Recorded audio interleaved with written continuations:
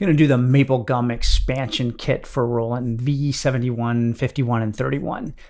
And this time I'm going to be a little more efficient, I hope. I'm going to do is show you how you load the packs, because I didn't do that in the last video. And then instead of laboriously showing you as I walk through each step, I've just done it. I've recorded them all, and then we'll just play all the sounds from the producer position, so the kick, the snare, the toms, and then the drummer position.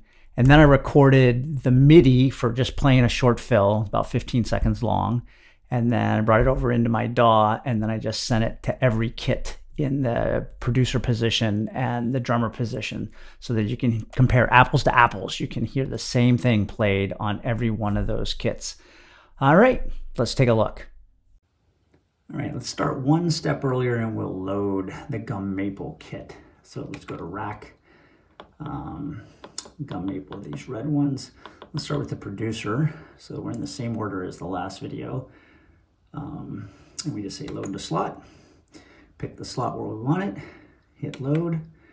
Say OK. And this is kind of nice. It tells you what you're replacing and whether it's used, and to some extent where, although 40 more kits doesn't help that much. Okay, and then you just go down a slot and go back to Rack, and now go back up, and we can pick the drummer and say load to slot, and we put that in slot 6.